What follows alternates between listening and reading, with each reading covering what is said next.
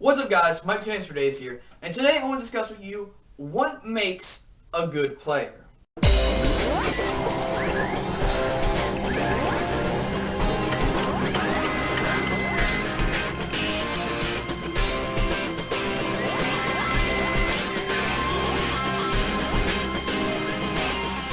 So starting off, by definition, a good player is a player that does well. Looking at all the factors, all it really comes down to, in the definitional sense, is how good your record is. So, in the case of things like net decking, which a lot of people are against, doesn't matter, not one bit. Because you can have the best deck in the world, the best build of that best deck, whether you net decked it or not.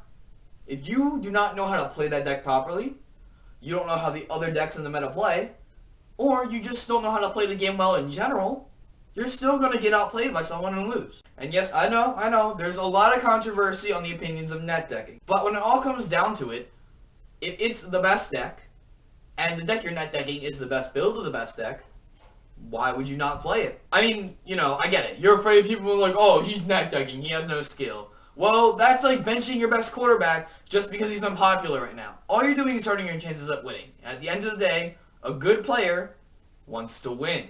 So then, going off of that, there's the opinion that a good player should be able to deck build. And that if you can't deck build on your own, then you lack what it means to be a good player.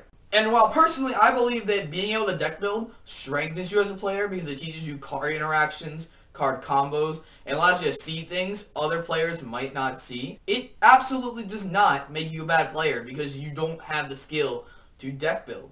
For instance, Paul, who's on our team, is the only member who hasn't gotten an invite to Nationals, who continuously strives to get it.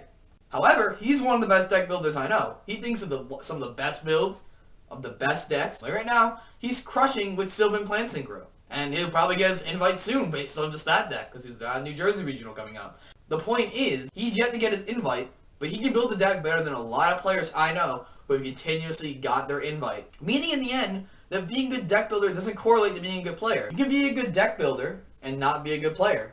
And you can be both. But being a good player does not require you to be a good deck builder. And for those of you who don't know, like even in games like Magic, the professional teams that play this for money and stuff and for their living, their teams have one deck builder. That guy builds all the decks for all the players, and the players just play them.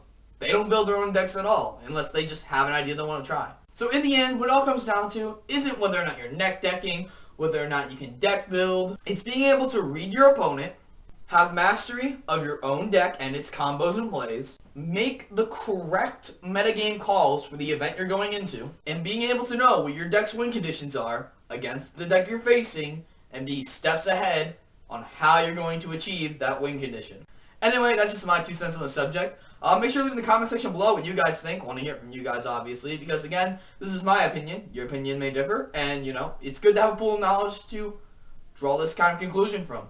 Also, make sure to subscribe to us on our channel, for Days, for usual great daily content.